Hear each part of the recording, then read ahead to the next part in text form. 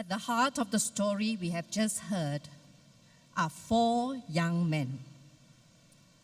In age, these 4 men are probably younger than most of the students here at World Assembly. They found their lives completely changed in a very sudden way.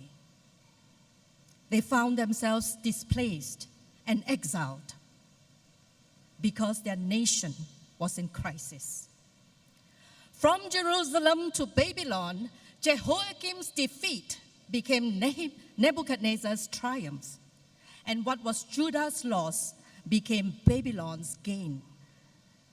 Jerusalem, the city where Yahweh dwells, was besieged, defeated, and shamed. Articles from the temple of Yahweh was taken, removed, and placed in the temple of the Babylonian gods. Judah is left asking, has our Lord been rendered powerless? In Babylon, these 4 young men found themselves turned from captives to suddenly being chosen for the king's service. Imagine, it was a very difficult test indeed, but they passed all the tests and they were held up to be the best among the best. They passed the test of lineage, they passed the test of physical attributes, they passed the test of every aptitude for learning. Chosen for the king's service. But in reality, they had no choice as to what they could study. The language and literature of the Babylonians was complicated and immense. 3 years of study, and they would be assigned a certain scholarship, a daily amount of food and wine from the king's table. But friends, who would want to study literature and language that would include magic, astrology, sorcery, the interpretation of dreams and visions, and the study of dream journals? Daniel and friends were fast losing control over their lives. Their identity was being stripped. Their Jewish names, which were given by their parents, which honored Yahweh, were being taken from them. And in place of that, they were given names which would honor the Babylonian gods. If in their shoes, my friends, as young persons, what would you do? If in their shoes, having no choice as to the subject you would study, having no choice but to take the scholarship, having no choice but having your name stripped and changed, what would you do? As parents and staff workers, what would we advise these young people? Then again, if we are able to make one change, what would be our choice? From where I come from, many students are forced to study Islamic civilization and ethnic relations. And during such classes, sometimes they find themselves being ridiculed for their faith. They find themselves misrepresented and being mocked by either their classmates or their lecturers. Given a choice, I think many students would want to give up these 2 subjects. But if there are students where I come from, they will need to pass these 2 papers in order to graduate from university. Would this be the one choice students where I come from would choose? I think not. I think actually many of the students I know would protest the change of their names.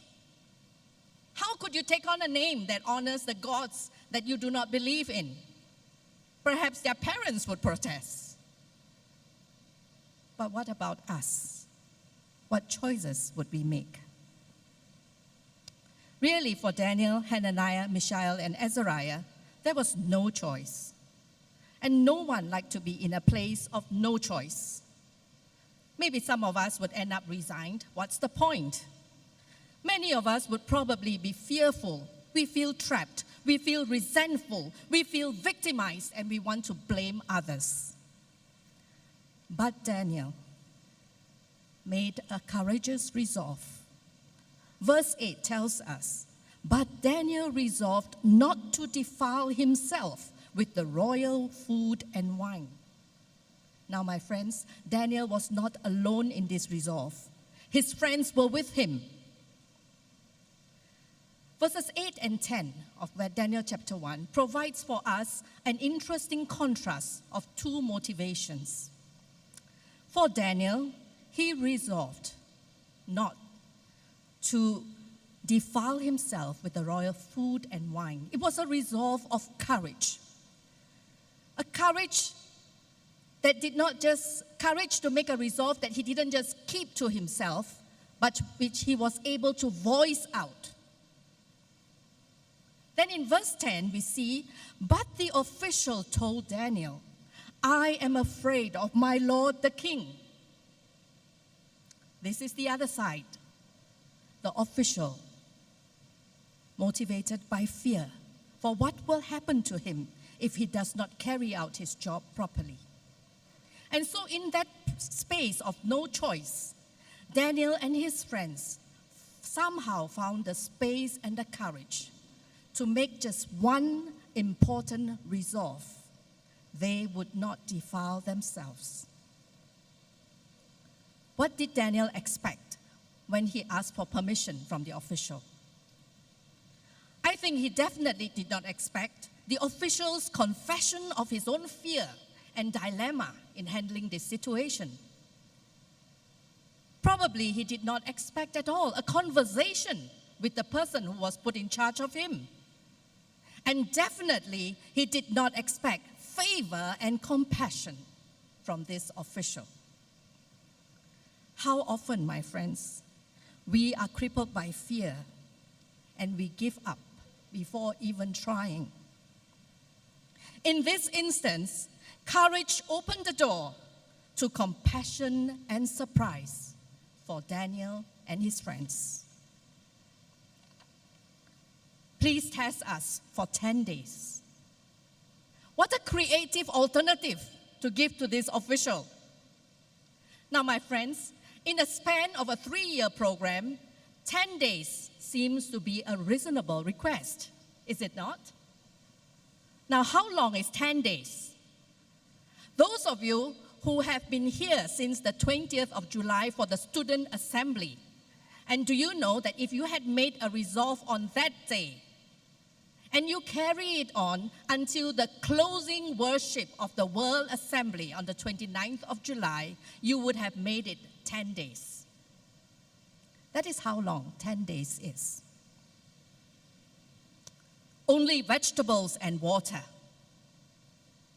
I know my niece, if she's given this choice, she would say it's horrible, terrible vegetables.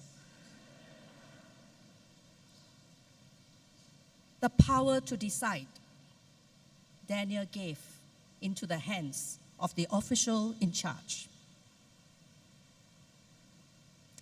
For Daniel and his friends, food was an important matter in keeping themselves undefiled. There were strict restrictions of what was for them clean and unclean. And food and wine in this instance from the king's table would have broken all the rules. Their identity as God's people was shaken to the core. For us today, in our context, what would defile our identity as God's people? What is happening around us, friends? What is attempting to steal our identity and our witness as God's people? Paul exalts us in Philippians chapter 1, verse 27. Whatever happens, conduct yourselves in a manner worthy of the gospel. Are our choices worthy or unworthy of this gospel that is given to us? Verses 15 to 21. After 10 days, Daniel and his friends were found to be healthier and better nourished. And so they were permitted to keep their resolve. And then after 3 years, when they were tested by the king, none were found equal to them. And so they stood a head above all who were from that same batch. In all matter of wisdom and understanding, they were 10 times better than all the magicians and enchanters in the kingdom. If that is not outstanding, I don't know what that is.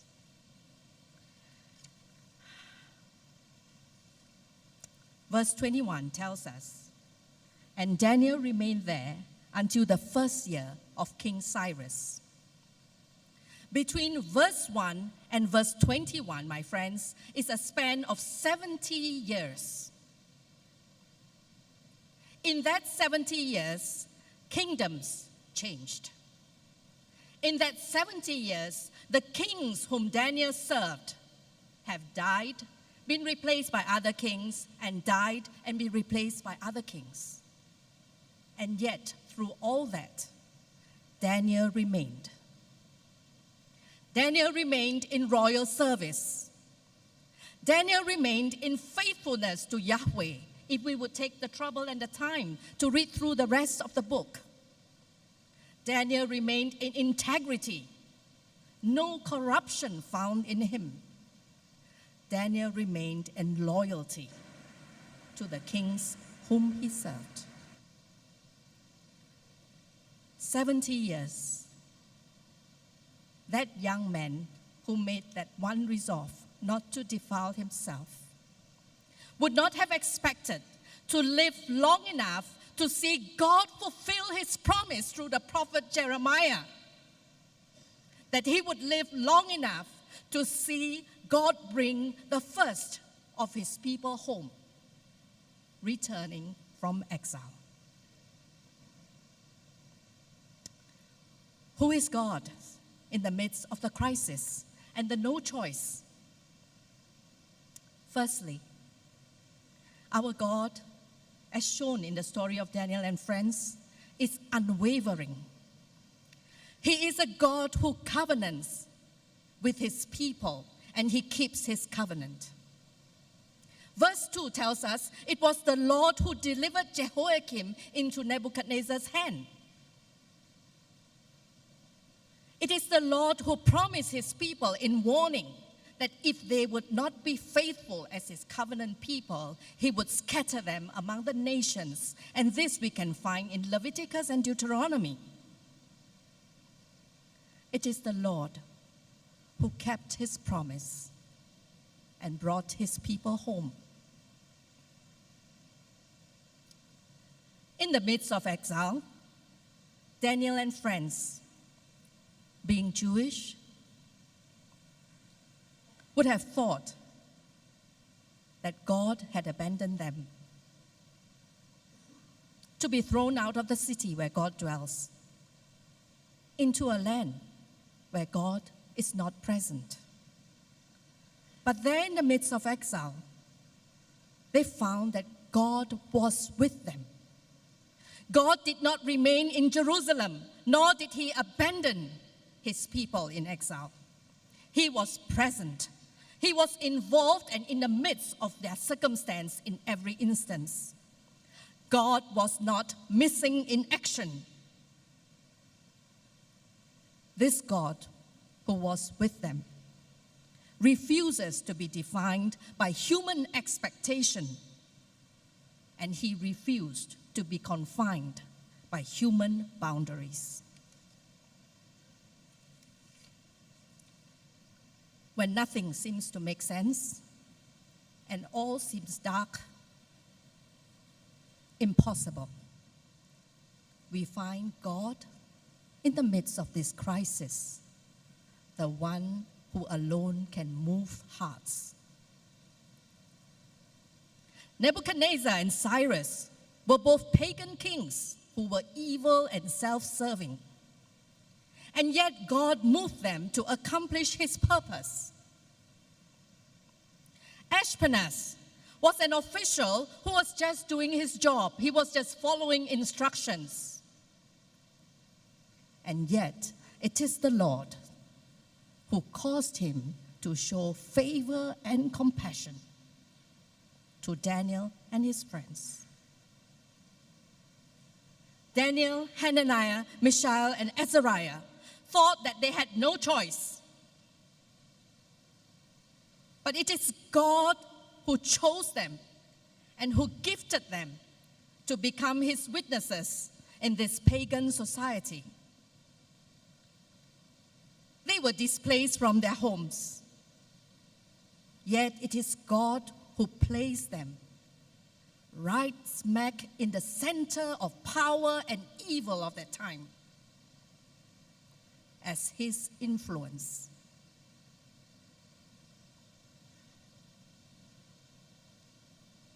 My friends, unwavering, our God who covenants, our God who keeps promises, our God who is with us. Unwavering, whatever happens, are those whose hearts are anchored in him.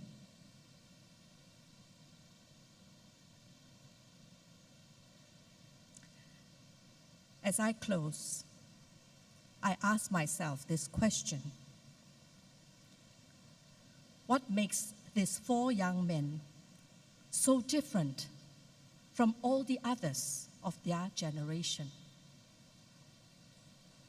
What is it that gave them this kind of faith, unwavering, anchored in the Lord?